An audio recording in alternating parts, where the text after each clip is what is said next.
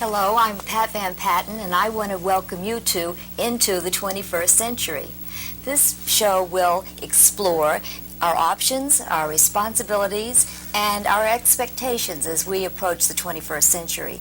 My co-host, Johnny Darren, will introduce our guest. Talking with author and self-described living verb, Buckminster Fuller, and we'll explore that self-profile later on. But as Pat mentioned, we're looking ahead to the 21st century. What do we need to do to get ready for it? What preparations, based on where we have arrived at this particular point in time? The question whether we're going to get there at all. Well, assuming the positive. I think it's typical of a man's misorientation and misconditioned reflexes to think about the 21st century as being something very close at hand. We're in an acceleration of human affairs. It's actually four-dimensional, going just like that, so that what's going on just in these few minutes while we're talking in world affairs is absolutely phenomenal. So to talk about the 21st century in many ways, I think, is called a species. But we'll do our best to see what we can. I wrote something very recently. I would actually like to read it, called Integrity. I don't know any. I had just been studying my world map, and you've seen. Let me have our world map. This is the Dymaxion map, right? And hold it up nice and vertically. This is the only map of the world where you can see the whole world at once, without any visible distortion of the relative shape or size of any of the parts, without any break in the continental contours. You have one world island and one world ocean. And it's absolutely faithful to look at. So I have made an enlargement of this, 67 feet long. You can put it down if you'd like now, sir. If you'd like to put it down. At the University of Colorado, they have something called World Affairs Conference for their 25th year. And I've been carrying on something called World Game for 55 years. And I had my map enlarged for the World Affairs Conference. It was April the 1st, so a very short time ago, a month and a half ago. It was 67 feet long, and it filled the basketball court in the University of Colorado's new event stadium. And Walter Cronkite incidentally sent on his TV crew for what he calls Universe to make pictures of that great map. In other words, I had that map stretched out as you saw it there, but what do we call 2:1 scale. And it was the data of the United States Air Force World Jet Navigation charts. So you saw the whole world at once, stretched out 67 feet, and it had everything that a jet navigator would see from his altitudes. It had all the railroads, it had all the main highways, had even towns down to 5,000 people. So it's amazing. You can see the whole world at once, yet you can see your own town, and you can see all the highways from your town to other highways. So you had to go and actually get close to the map and take off your shoes and walk around in it to be able to see your own town. But there it was. You found there's the highway you're very familiar with. On this map, as I walked on it, my eyes were at the height of 2,000 miles. Some of the great satellites are getting very important kind of pictures. The height of the moon at that scale was a 70-story building. We have many 70-story buildings nowadays. At that scale, the sun was 25 miles away. So we had it in Boulder, Colorado, and Denver was just 25 miles away, and from the hills in Boulder you could see Denver. So you could really see the distance the sun would be in relation to the scale, yet you could see your own town. Suddenly we had an interrelationship with humanity with the cosmic orientation, and they were incredibly moved. With this map then, my 1 mile on it was 1/32 of an inch, and you can see that on the school ruler, 32nd of an inch. So that in any town that was 32nd of an inch showed up. Now, 32nd of an inch then, being a mile, Mount Everest, 6 miles, a little less than it. So we have 6 32nds of an inch. That's 3/16 of an inch. So 3/16 of an inch like that. That's the height of Mount Everest. So the other mountains were actually negligible. The deepest ocean was 3/16. There are not many of those very deep spots. The average ocean was only 1/32 of an inch. So we've had the map is stretched out flat was actually correct. And what you would, as you were feeling about, that's the waviness of the paper took care of the highest mountains, the deepest ocean. So with this very true map and being able to feel yourself and seeing one world island, and that's all surrounded by the water, people were terribly, terribly excited. On that map then, began to find that there was 45,000 square inches of dry land, and there were 50,000 bombs, atomic bombs, waiting to be delivered. You could see on it the utter destruction of all humanity. Right. And this became so impressive to me. Realized I could really get people to understand and feel this extraordinary imminence, that I found myself writing this thing. A very large number of Earthians, possibly the majority, sense the increasing imminence of total extinction of humanity by the more than 50,000 poised for rocket delivery atomic bombs. Apparently no one of the 4.5 billion humans on our planet knows what to do about it, including the world's most powerful political leaders. Humans did not invent atoms. Humans discovered atoms together with some of the mathematically incisive laws governing their behaviors. In 1928, humans discovered the existence of a galaxy other than our own Milky Way.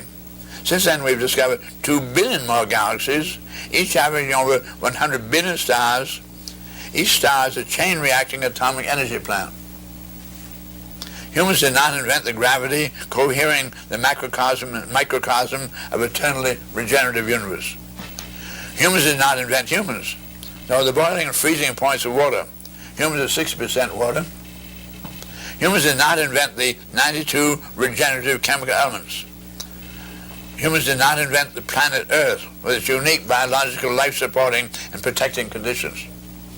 Humans did not invent the radiation received from our atomic energy generator, the sun, around which we designedly orbit at a distance of 92 million miles. The further away from its source, the less intense the radiation.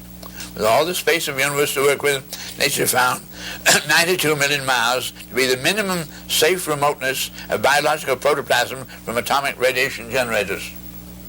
Humans did not invent the vast distance-spanning photosynthetic process by which the vegetation on our planet, Earth, can transceive the radiation from the 92 million miles away sun and transform it into the hydrocarbon molecules structuring and nurturing all life on planet Earth.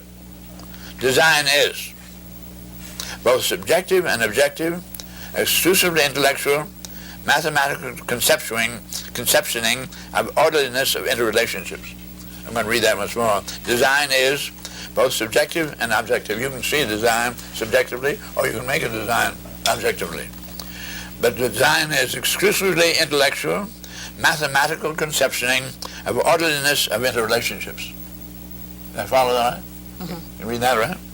Since all the cosmic scale inventing and designing is accomplishable only by intellect, and is not the intellect of humans, is obviously that of the eternal intellectual integrity we call God. All living creatures, including humans, have always been designed to be born unclothed, utterly inexperienced, ergo absolutely ignorant, driven by hunger, thirst, respiratory requirements, curiosity, or instincts such as the reproductive urge. Creatures are forced to take speculative initiatives or to follow the herd. Ecological life is designed to learn only by trial and error. Common to all creatures' experience is a cumulative inventory of only by trial and error developed problem-solution reflexes. That's enough, too long.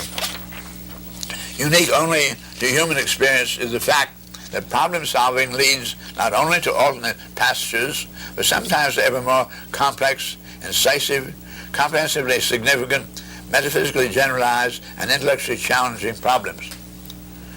Humans have had to make trillions of mistakes to acquire the little we have yet have learned.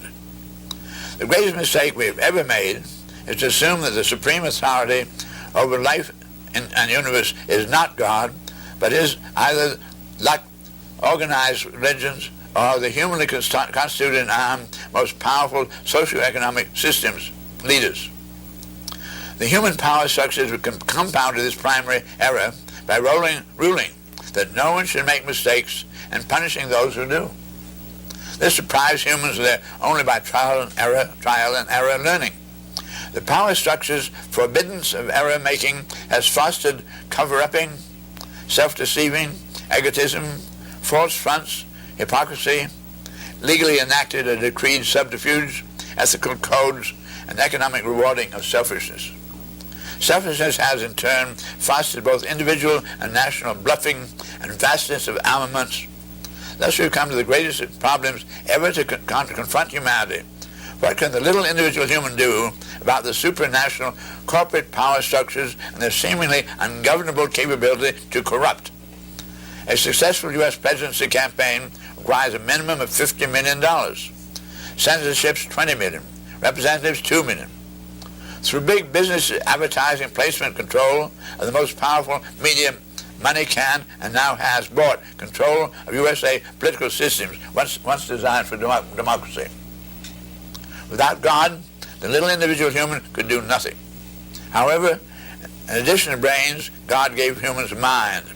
Human mind alone has been given access to some of the eternal laws governing physical and metaphysical universe, such as laws of leverage, mechanical advantage, mathematics, chemistry, electricity, and laws governing gravitational or magnetic interattractiveness, which varies inversely in respect to the second power of distances intervening.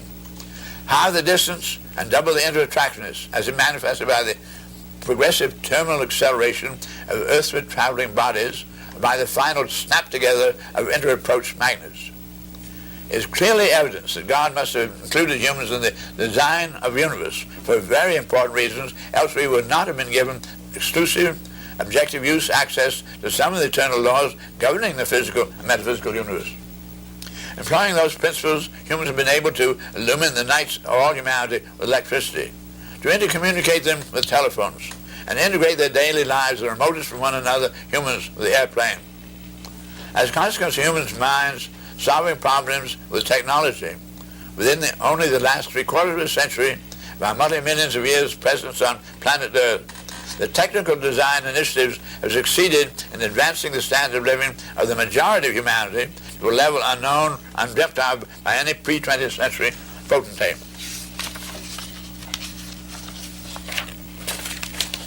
Within only the last century, humanity has grown from 95% illiterate to 65% literate. Preponderantly illiterate humanity needed literate leaders. Now preponderantly literate humanity is capable of self-instruction and self-determination in major degree. Clearly humanity is being evolutionarily ejected ever more swiftly from all the yesteryear's group womb of designedly permitted ignorance. Regarding the power structures as yet supported Scripture's legend of woman emanating from a man's rib, there is no sustaining experiential evidence. Humanity now knows that only women can conceive, gestate, and bear both male and female humans. Women are the continuum of human life. Like the continuous tension of gravity cohering space-islanded galaxies, stars, planets, and atoms, women are continuous. Men are discontinuous space islands.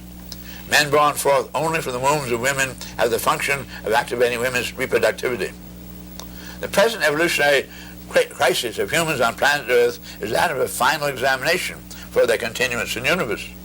It is not an examination of political, economic, or religious systems, but of the integrity of each and all individual humans, their responsible thinking, and unselfish response to the acceleration of evolution's ever more unprecedented events.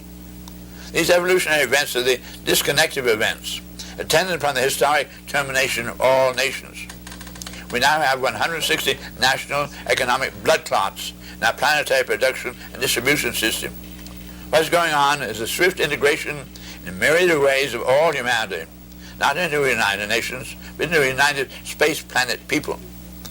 always and only employing all the planet's physical and metaphysical resources only for all the people, this evolutionary trend of events will result in an almost immediately higher standard of living for all as ever been experienced for anyone. The higher standard of living, the higher the standard of living, the lower the birth rate. The population stabilizing higher living standards will be accomplished through conversion of all the high technology now employed in weaponry production, redirected in living reproduction, blocked only by political party traditions and individually uncoped with obsoletely conditioned reflexes.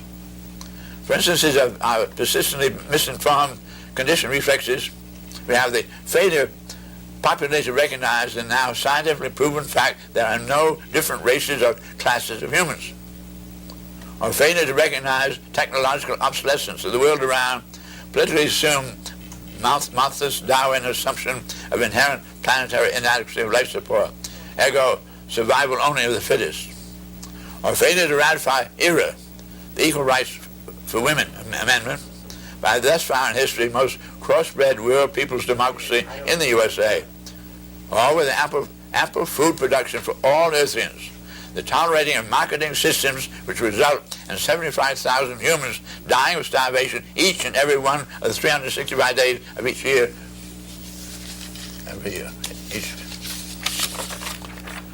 Certainly, unchallenged persistence of a myriad of such misinformed brain reflections of the masses will signal such lack of people's integrity as a call for the disqualification of humanity and its elimination by atomic holocaust. You may feel helpless about stopping the bomb. To you, the connection between Equal Rights Amendment and the atomic holocaust may at first seem remote. I'm confident that what I'm saying is true. The Holocaust can be prevented only by individual humans demonstrating uncompromising integrity in all matters, thus qualifying us for continuance in the semi-divine designing initiative bestowed upon us in the gift of our mind. That's a responsibility we have here today. One would ask immediately, with talking about the acceleration factor, are we still in control as we speak now, or is it too late? It's never too late. Never too late for the truth. And how does each person take the initiative? It would have to be a different scale. You don't have to take an initiative. Just really, as things happen to you, so simply say, what am I witnessing? What am I experiencing? Mm-hmm. What is the truth? What is its significance? Certainly, all around the world, I've been around 48 times, and I meet with the audiences, large audiences. I've averaged in the last 25 years, about every 4 days, I have an audience with 1,000 people out there. I don't have the big audience that you have on the TV, but I do get on TV really quite often. So I've been meeting with the world for a long, long time. And I find there's a young world everywhere around the world. There's a young world of so-called old people, too, who are really realizing they're only interested in all humanity. They're not interested in nations anymore. That was fine when you were remote. You found a place where you could keep life going and you guarded yourself. Mm-hmm. But that's all that phase of humanity is through, of history and evolution. So that the big thing is, you don't have to go out and do something big, but just have the courage to really go along with the truth to know it. And one of the truths right now is that all humanity is against having those bombs. How can they get this to your political leaders who are operating on great power structures of this great corporation? Mm-hmm. You meet the presidents, the vice presidents of these great corporations, and find excellent human beings. But they're told by their lawyer that they're there not for altruistic purposes, but to make money for the stockholders. So they override the goodness in the humanity itself. I think acquiring credit is something very logical. Old Henry Ford was inspired by the need of the farmer to be able to get to the market and to get things back home to the market. And he was inspired to produce those automobiles and produce them for $500. And he found that a lot of people who thought that he had a good idea and they put up some money for it, but they weren't interested in making money with the money. And when they began to talk to them that way, he had to pay them something like $1 million to buy their shares, but he bought them all. So he could really be committed to producing something for humanity. That his credit grew because he was doing so well, and so he could then have more and more capital capability. But the money and the amount of it was purely incidental to producing a service. because he simply was more and more involved with the technology and the knowledge of humanity. His son didn't understand that, Edsel. And his son, his grandson, got over the money game again, how to make money for stockholders. So I find that this invention by humans of the phenomenon of corporation itself is not something that was ordained by God. It was not part of the universe. It was artificial. And all the great corporations were invented and ordained by very powerful people. The King of England in the 13-something went into enterprise with people building ships. They go out in Paris and do anything they can to make money with those ships. And the king then invented limited liability. If you put up your money to go into the venture together, you make a whole lot with your venture, or you may not. But the point is, you are not liable if somebody fell overboard to the family. If the corporation went bust, you were not liable for the bills. In other words, this limited liability was a game that really threw things very powerfully on the side of people already very powerful. And that's where the corporation came from. And we have then all these games today where corporations are absorbing other corporations. It comes to enormous power where you don't even know who owns them, and they're all supranational. And yet amongst these properties they own, are corporations that have manufacturing munitions and so forth. So the directors and the executive officers are told by the lawyers, you have to make money. So they're not, there's no heart in there at all. So the whole question, for instance, right now about armaments and this enormous, you're going to take away all the rights of little people themselves, the poor people, in order to have money to buy armaments, so those corporations can make big dividends.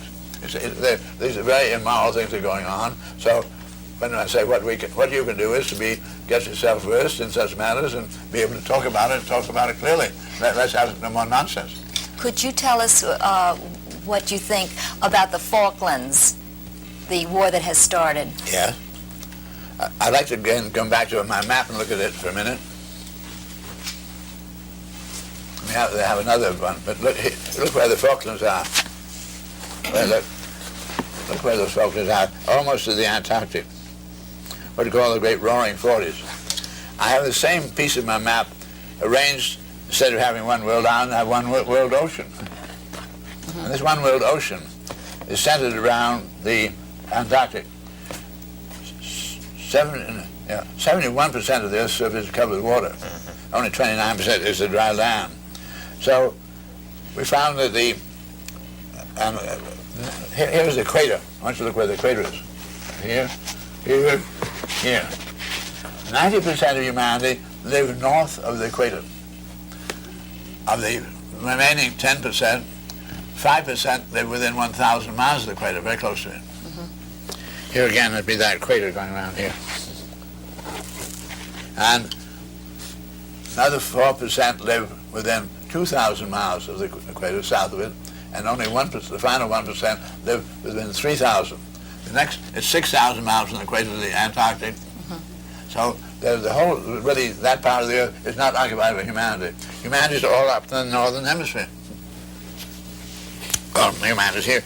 Remember, here, I say the equator, everybody's living in here. Mm-hmm. So, if you were then God, that's a thought of intellectual integrity, you might very well puppet humanity into doing various things. And I would say that the Russians, going back to the Russian Revolution of 1917, immediately after the revolution, the people who were the great masses were the serfs on the great farms, the great estates. So the people took over the farms. They're going to have all the productivity of the farms.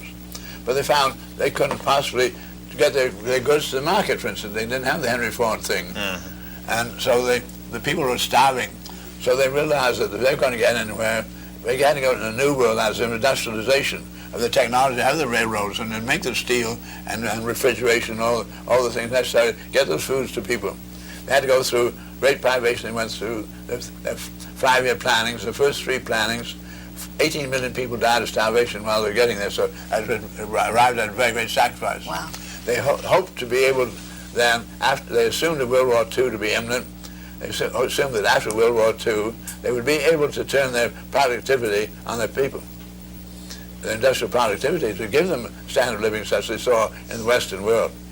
They assumed that World War II was going to occur because they said if they were their new industrialization, they would be able to then produce this high standard of living.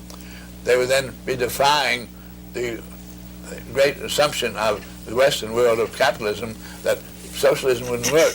But suddenly they could see that it would work to do that industrial. So there was then this war, World War II, and it was turned against the Russians with the great trickery of Hitler seeming to be their ally, getting all the way up into and then turning against them, and bombing all their factories and all their industrial productivity. So the Russians did survive. Then they assumed that after World War II they would be able to turn their productivity and the people and everything would just be great. But they found that was not possible. They seemed to be, we're called an ally of the United States, but the United States found they were so involved with production of machinery and war material things. They said, we can't carry on and declare dividends unless we keep on and get ready for World War III. So we got into the Cold War. And the Cold War then, with this détente, every time the Russians tried to get up to parity so they could bargain in some way, the United States introduced a new round of more and more of these atomic bombs. So Russians then said, something very important about these atomic bombs. Russia, as Khrushchev and Eisenhower, when they were the heads of their states, were told by their military, this is the first war that both sides lose. In the war of scimitars, so forth, it was a matter of fast eye and muscle, alertness. But when it came to revolvers, whoever could squeeze a revolver first without jerking his hand, his bullet got away, and the other man's bullet never got away. So when we got to the bullet war, which we had a lot of, whoever shot first was the one that won. But with the new thing, with the atomic warhead and rocketry, because at the end of World War I, most we could fire was 15 miles. Suddenly came the rocket with World War II. And you could deliver at great distances, and then the Germans had the buzz bombs going out of England, but then they found much more. Werner von Braun, as part of the German scientists, knew how he really sent these rockets intercontinentally. So these rockets went 14,000 miles an hour, which seemed to be very fast. But the radar, which we suddenly had, worked at 700 million miles an hour. So rocket was going to take 20 minutes to go from with the atomic warhead from continent to continent, 20 minutes. But the radar went there in, I said, 700 million miles, split second. So here's a new war where we're going to have the Western good man and bad man. And the bad man fires, but it's going to take 20 minutes for the world to get the, so the good man said, I see you said a bullet at me, I'm going to shoot mine. So they both get the bullets. They said, let's get out of the way here. They found there's a new kind of bullet to follow wherever they go. And so they have 20 minutes. He said, I hate you so much for doing what you did. I'm going to let you have my biological warfare, and I'm going to let you have all the chemical warfare. By the time both the bullets begin to hit, everybody loses.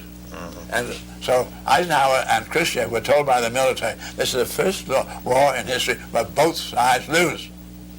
So both of them said, we can't. So they had a meeting in Geneva about the peaceful uses of the atom they're going to start it. Hoping to divert the idea. But I want to understand that's what's going on now. So the Russians have assumed, every time they get to parity to discuss the idea of disarmament, the United States introduced a new round of bombs. So we got this enormous inventory of 50,000 bombs. So I then want you to understand that what the Russians then said, we're going to build our military strength for conventional war. There's the only possibility we'll ever get to having turn our production on the people, and that is to have a military show where we have superiority.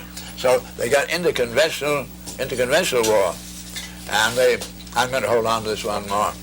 They got into the conventional. Again, they had no navy, so they started building navy, which they said the Americans aren't interested. They're only interested in those bombs. So politicians in America were saying we're way ahead because we have the bombs. So they built their Navy. They now have a military strength, their Navy, 3 times the strength of the American Navy.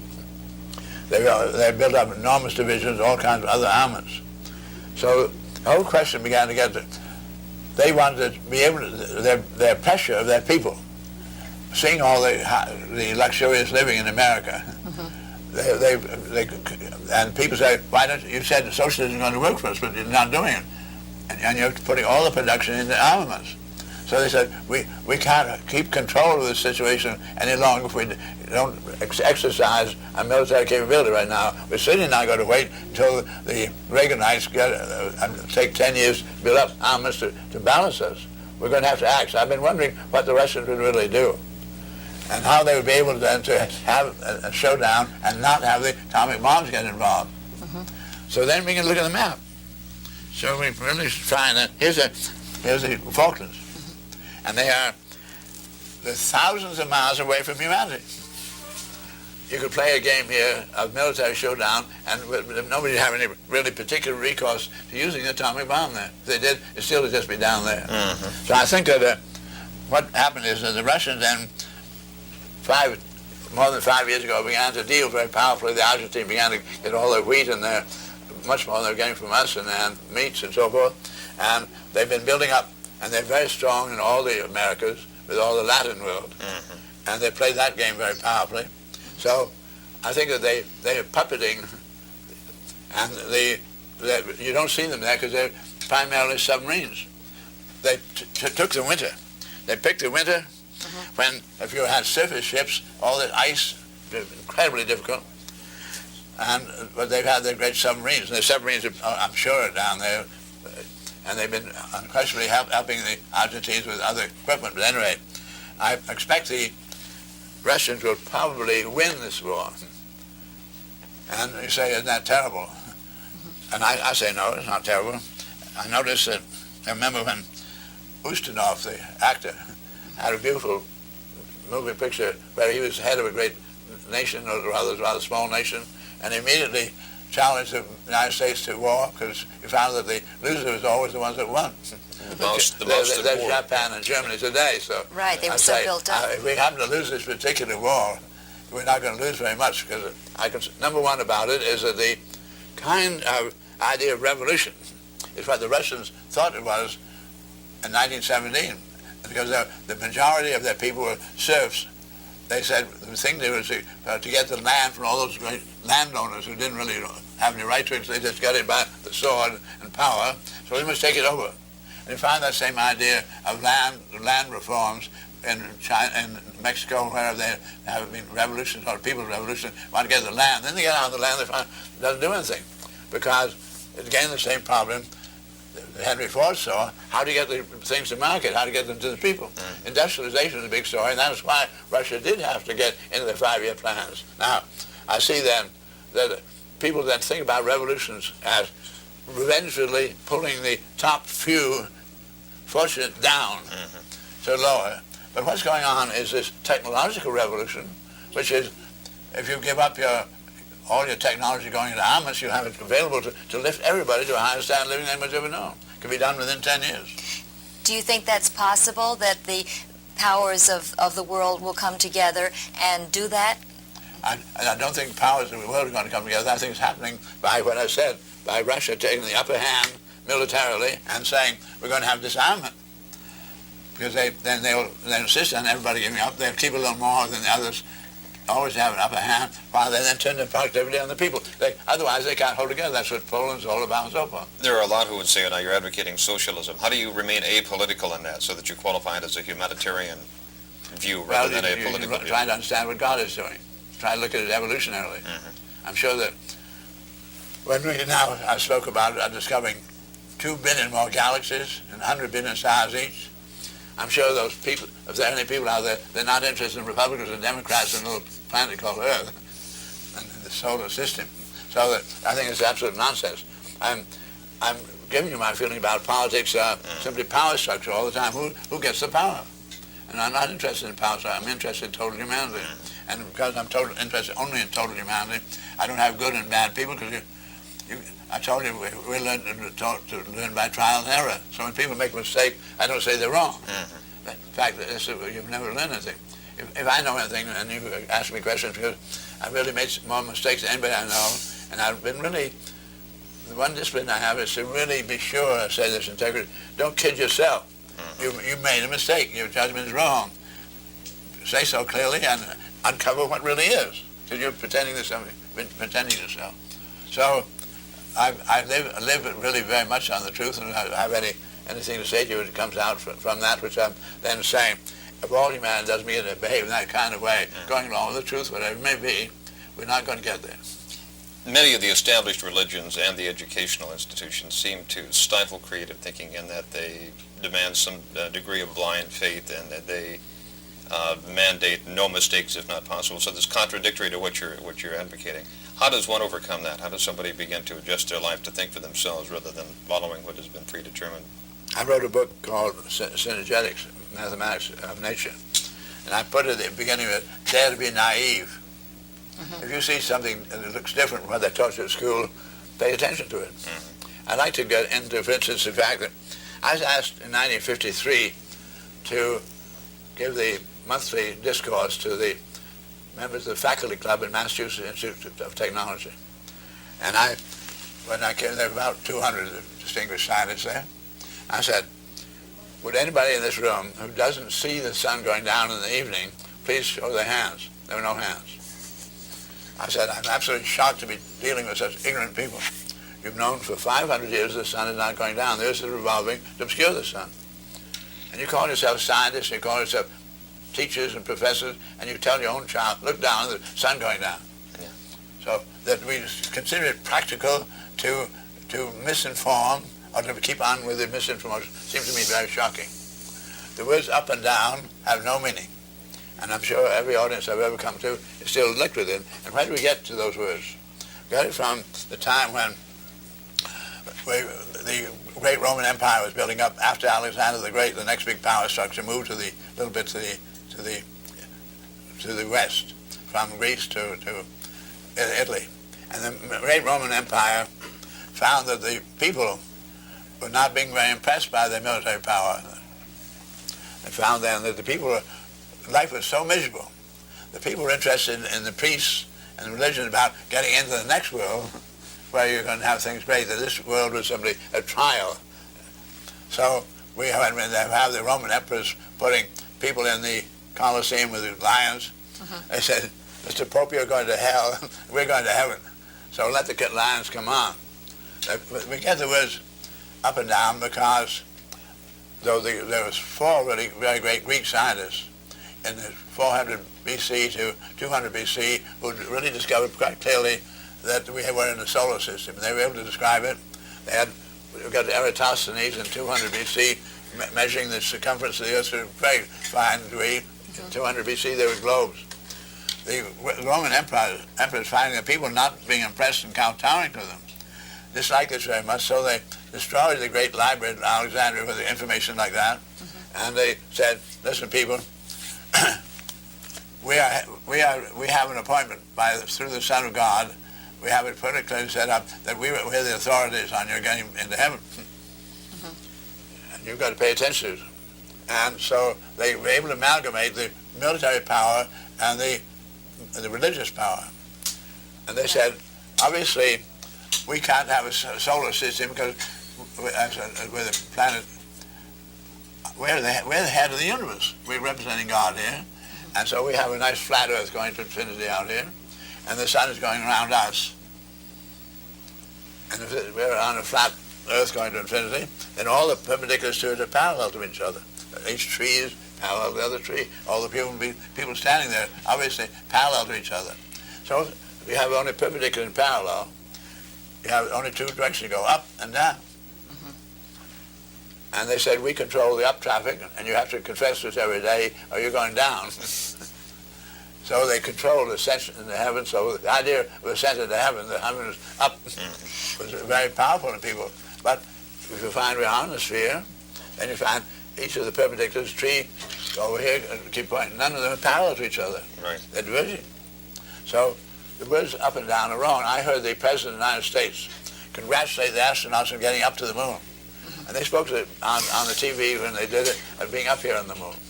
And they were in the direction of my feet when they said it. We find they only got to the moon by virtue of the instruments that were focused on the sun and other stars and angulation control. When the world's mathematicians try to calculate sending the first of our rocketry into the moon. They missed it by some over 100,000 miles. In other words, our mathematical capability is very, very awry, and we only got there by, say, on light-controlled instruments focused on the sun and other stars. Now, what do we do? The first question I say, what words should I use? And the words are in and out. The aviators learned long ago they were not going up and down. They're going to come in for a landing, and they go out. So in is always point-toable. You can go into the moon, go into the sun. Out is any direction. You go in to go out on the other side. Out is all directions, and in is specific. Really quite different. Yeah. Now, you get in electronics and begin to tune in. You tune in the program, okay? And then or you tune it out. But the fact that it isn't tuned in doesn't mean it doesn't exist. Right. This gives you an entirely new idea about life. For instance, we used to have in the old up and down world, you had things and you had space. So we either in the space we run into the thing. Now we have what you call tuned in and tuned out. And because it's not tuned in doesn't mean it doesn't exist. I'm going to get quite a different idea about life and death here. I wanted to ask you what you felt about it. That, yeah. So that I find the minute you give up take the trouble to say, I'm going instairs and outstairs, though it sounds rather awkward for a few days, you begin to just get into the world as it really is, where we have discovered these invisible electromagnetic waves. Well, when you say death, then what you don't mean out of here? I mean, you're not tuned in. You're not tuned in. Because how do we live? No human being has ever seen outside himself. You see little children going around touching everything. Say, why does that child have to touch things? All of our seeing is in our imagination inside our brain. But they get information through the optical system that something's out there, so go around touching it. By the time you get to be your age, you now assume that you do see it outside. So you think you see me sitting over here. You're not seeing me over here. You're seeing me in your brain. Very important to realize we only live and exist in our brains here.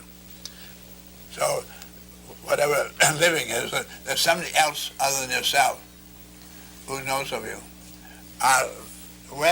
Life begins with awareness, and no otherness, there's no awareness. So our awareness of the otherness is where we live then. You begin to meet me here today, I meet you. You're from now on, if I remember your name, I'm remembering you. Very often at age 87 I write to old friends. I get a letter back from their wife saying, you didn't know it, but Frank died. I write back and I said, obviously we live in here, and Frank was absolutely alive, or I wouldn't have written to him. And he's still alive as far as I'm concerned.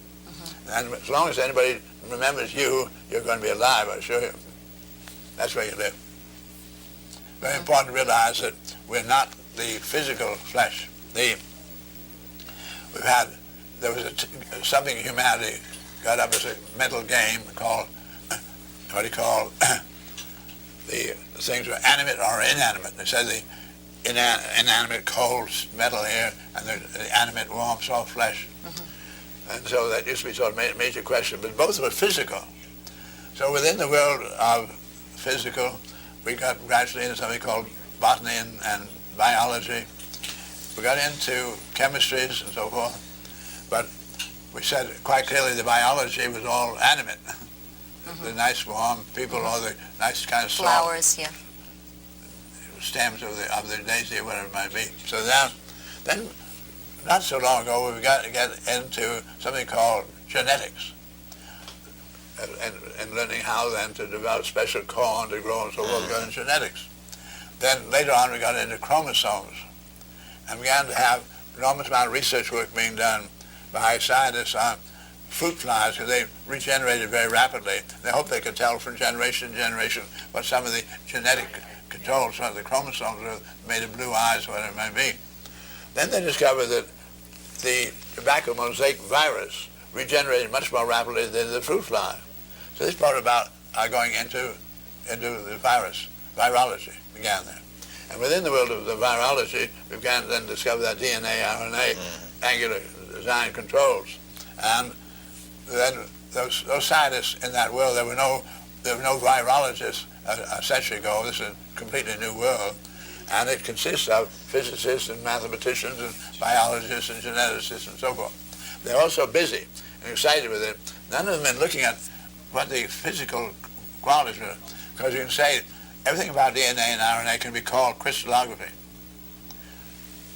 Everything about you today, physically, you are entirely atoms, and the atoms are completely inanimate. So what is inanimate is getting clearer and clearer. But what is animate is getting less and less clear. But because it started with biology, which was considered to be animate, it's been confusing the whole thing. We now know that young medical scientists have, time and again, when somebody was dying, they've been perfectly willing to have their bed on a scale, and they just thought at first that they was losing some weight. But it turned out to be some actually identifiable water or some air in the lungs. So today we know that whatever life is doesn't weigh anything. In other words, it weighs nothing. It is absolutely. So early in the century, our physicists said that everything that is physical is energy. Energy is associated with matter or dissociative with radiation, but anything that's physical will move a needle, either electromagnetically or gravitationally. So whatever life is, it doesn't move any needles. In other words, what was not physical was metaphysical. So whatever we are is quite clearly metaphysical. At 87, I've now eaten, drunk, and breathed in over 350 tons of food, air, and water, which became temporarily my skin, my hair brushed off. There was a time when I took off 70 pounds. I said, "Who's that? Here I am." I'm obviously not what it took. I'm not the flesh. No. So I'd like to get, we're going to have to straighten ourselves out on this very, very greatly. But whatever we are, it's really absolutely pure principle. And very beautifully expressible principles. Do we regenerate then after we rid ourselves of the body? Is there a life after death as you see it? Not the conventional concept, but do you see it? I can see that it's in the record. We've been putting in new hearts. I just got a new hip incidentally. Works great. And we put in new hearts, you can put anything. So inasmuch as we are not the physical, we can substitute the physical. Right, but in your... And if it seems to, I say we're here in the universe for some very important reason. We would not been given minds. And we're at this point of final examination of whether we qualify to carry on in that kind of a world where we can substitute the physical. We're not the physical. Where the metaphysical can decide whether it's a good piece of equipment. We're here for information gathering, local problem solving, and support of the integrity of an eternally regenerative universe. We're here for this big thing, so that I say that I feel very, very strongly about understanding principles. There were many times I've been told by scholars that if I ever met a certain professor at Yale, he would be able to blow my theories to smithereens.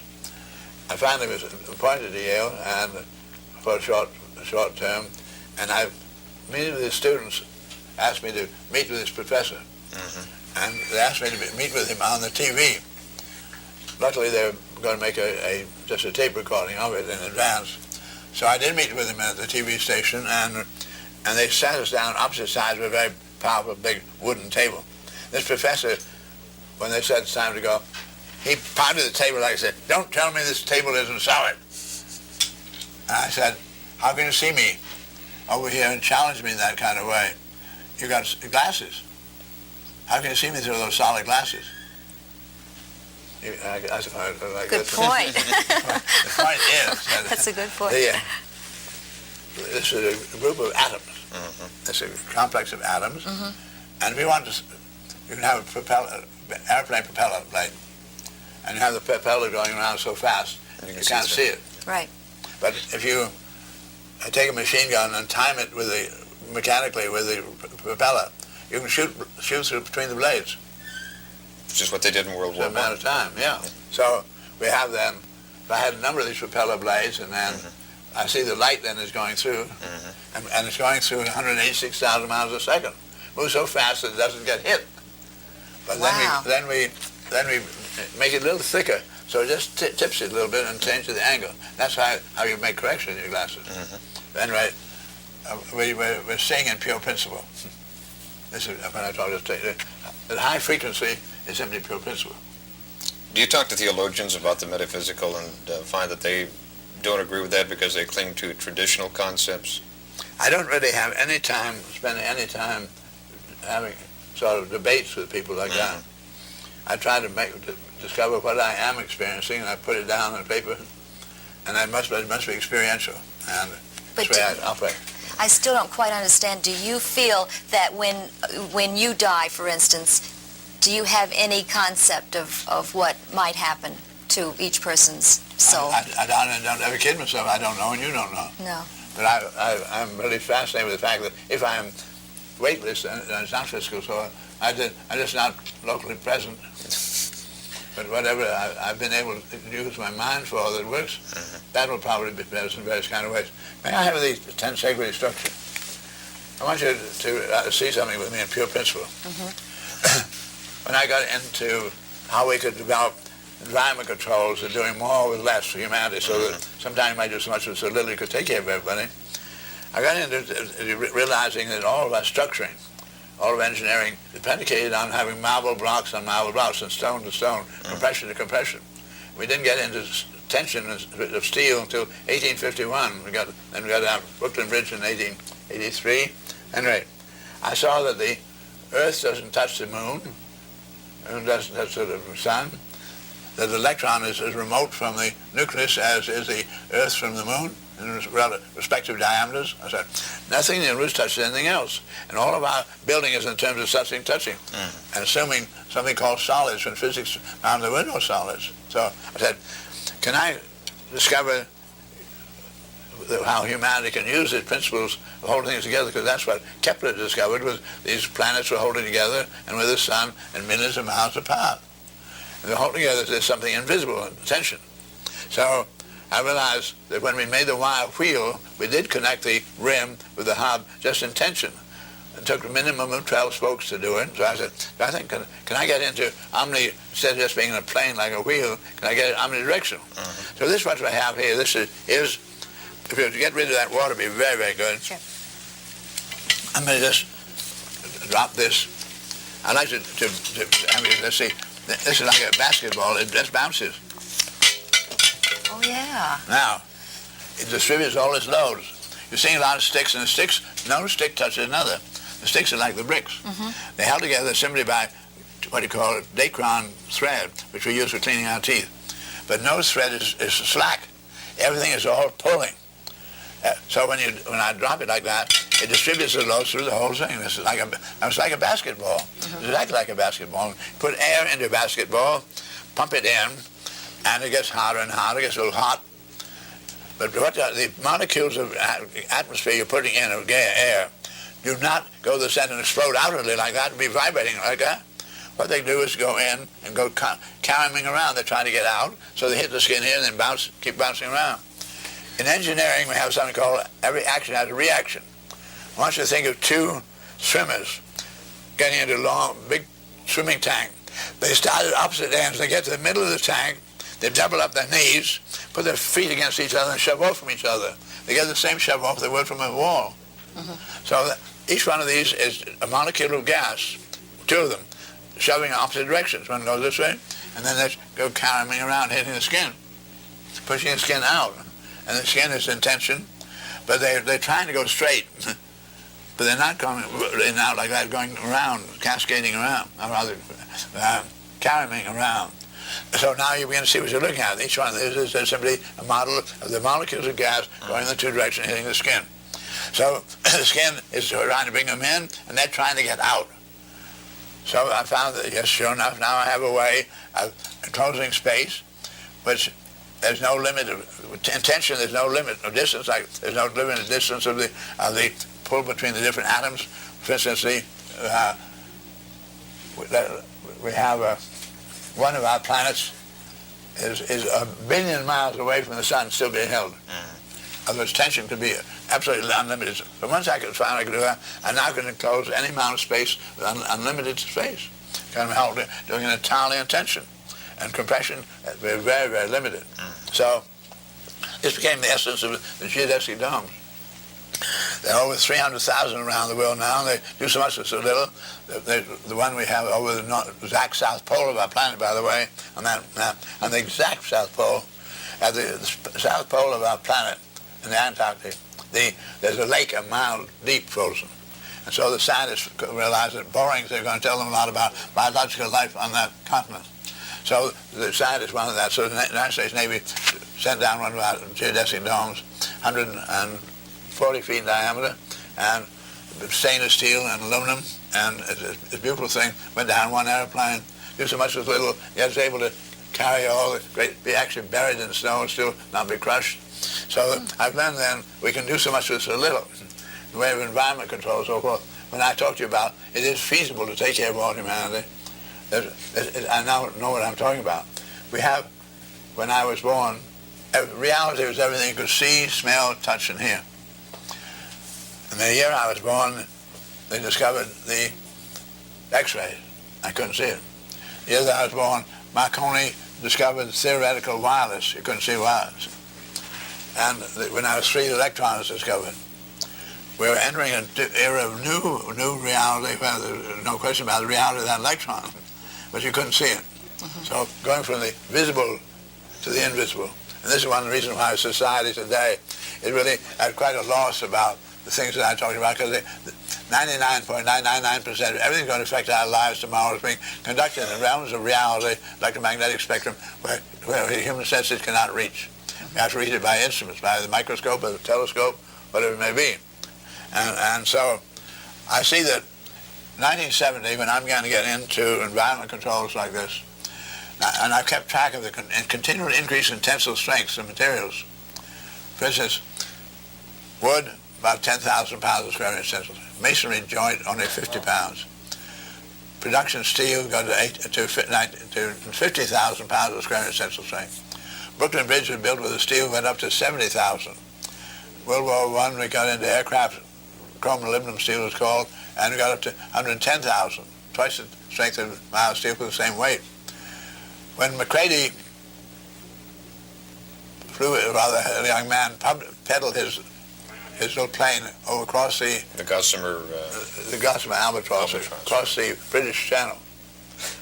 No newspaper said anything about the fact it was made out of so strong with so little weight that it was 95 feet wingspan. 95 feet, very big, and yet it weighed only 45 pounds. You could hold it in one hand.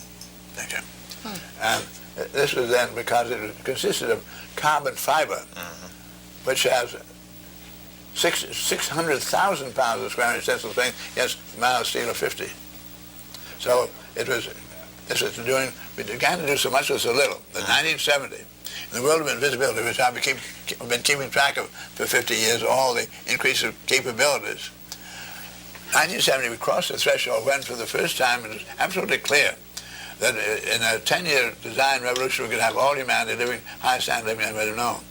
This comes at just the time when we get to the point where now we get this imminent disarmament. If we do that, then take all those metals in the armament, and within 10 years we'd have everybody living, actually standard living, can't even be bought by billionaires today. Others we'll have 5 billion billionaires. It's a very different game from socialism, isn't it? But if I understand you right, it all rests on personal integrity. Everything rests on integrity. Loving the truth. How do we educate each other to initiate that within each one of us? Just glorying in your own personal experience of the times you caught yourself where you thought something was true, or somebody asked you to believe something. I had a lovely darling, 2 grandmothers like others do, but one of them said, "Darling, you know how much I love you. You're only 4 years of age, but I'm absolutely convinced that 2,000 years ago, a virgin gave birth to a child. And this child then being coming from a virgin, very special, and somebody called Christ, said, because you know how much I love you, how much I believe it." And I loved it so much, of course I believed it. And so what we have to do is to be able to overcome the fact that darling grandmother's one, but you have to give it if it's illogical. You know, that thing I read to you, the idea that women came from man's rib. Nothing could be more preposterous, and yet that's in the scriptures, that's in the Bible, that's all the religions teaching it. Right. How do we communicate beyond religions, beyond language barriers? And we have about 45 seconds remaining. A quick little bit of direction from you, if you can. As I say, there's a very deep knowledge always whether that's the truth or not. As far as our experience goes, sometimes our experience has been inadequate. Then our experience teaches us something else. They had to cast off the old one and go with the new.